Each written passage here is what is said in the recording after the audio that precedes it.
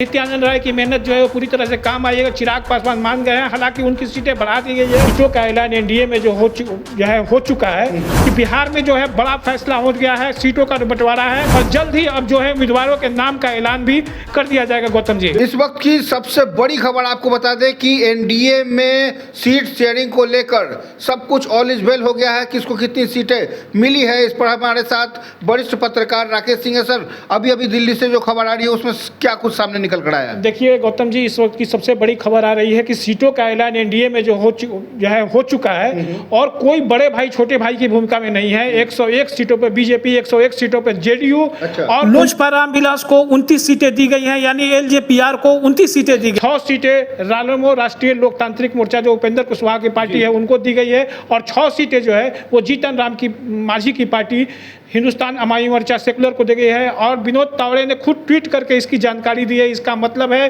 कि बिहार में जो है बड़ा फैसला हो गया है, सीटों का बंटवारा है वो हो चुका है। जो पहले पत्ते हम खोलेंगे, इसको लेकर जो पेज फंसा हुआ था वो पेज अब सोचता हुआ नजर आ रहा है। सोमवार से जो है वो दूसरे चरण के नामांकन शुरू होने जा रहे हैं और इससे पहले जो है वो बड़ा ऐलान कर दिया है एनडीए ने। दिल्ली में चुनाव समिति की बैठक थी, बैठक में तमाम बड़े नेता जो थे वो शामिल हुए हैं और इसके बाद सीटों का ऐलान कर दिया गया है। 101 सीटों पर, मैं फिर से बता दे रहा हूं, 101 सीटों पर भाजपा, कोई बड़ा भाई कोई छोटा भाई नहीं। 101 सीटों पर जेडीयू, 29 सीटें एलजेपीआर एन चिराग की पार्टी को 29 सीटें, 6 सीटों पर रालोमो और 6 सीटों पर हम सेकुलर जो है वो चुनाव लड़ने जा रही है। तो इस वक्त की सबसे बड़ी खबर यह है कि सीटों का ऐलान फाइनल हो गया है एनडीए में और जल्द ही अब जो है उम्मीदवारों के नाम का ऐलान भी कर दिया जाएगा। गौतम जी, बिल्कुल। तो एक मंथन जो चल रहा था पिछले कई दिनों से, कयास चल रहे थे, लग रहा था कि आखिर क्या कुछ होगा, कोई अंदर रहेगा कि बाहर रहेगा।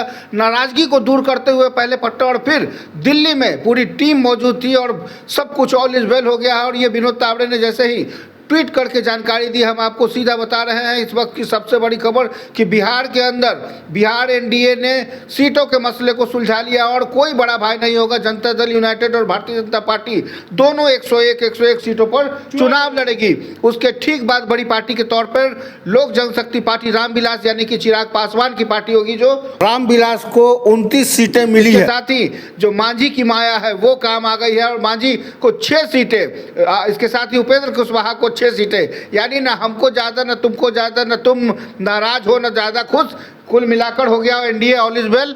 बिल्कुल बिल्कुल Gautam ji, all is well हो गया है। जो नाराजगी की बातें थी वो सारी नाराजगी की बातें खत्म हो चुकी है। चिराग पासवान को मना लिया गया है, नित्यानंद राय की मेहनत काम आई है। मैं तो यही कहूंगा कि नित्यानंद राय की मेहनत जो है वो पूरी तरह से काम आई है। चिराग पासवान मान गए हैं, हालांकि उनकी सीटें बढ़ा दी गई है। 29 सीटें एलजेपीआर एन चिराग की पार्टी को 29। पिछले लोकसभा चुनाव में उनका परफॉर्मेंस को देखते हुए इस बार जो है 39 सीटों पर चुनाव लड़ने का उनको 29 सीटें एलजेपीआर एन चिराग की पार्टी को लोजपा रामविलास जो है वो चुनाव लड़ने जा रही है। 6 सीटों पर मांझी की पार्टी और 6 सीटों पर उपेंद्र कुशवाहा की पार्टी चुनाव लड़ेगी। इस प्रकार एनडीए में ऑल इज वेल है और सब कुछ क्लियर हो चुका है। महागठबंधन के पत्ते अभी नहीं खुले हैं। तेजस्वी यादव, राबड़ी देवी, अखिलेश सिंह और लालू प्रसाद दिल्ली रवाना है, दिल्ली पहुंच चुके हैं और उनकी बातें जो है वो महागठबंधन के नेताओं से हो रही है और सोमवार तक हो सकता है कि सोमवार तक, क्योंकि वहाँ पेशी भी है, सोमवार तक है, उसका सीटों का भी ऐलान हो सकता है। तो सोमवार तक नहीं, लेकिन इस वक्त एनबीसी 24 ने बहुत बड़ी, सबसे बड़ी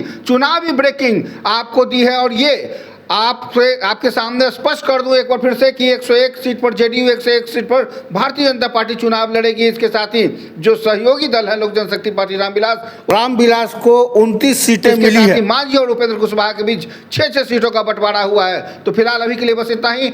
सबसे पहले, सबसे सटीक, सबसे तेज रफ्तार से खबर एनबीसी 24 आपको दे रहा है। खबरों में बने रहिए ऐसे ही।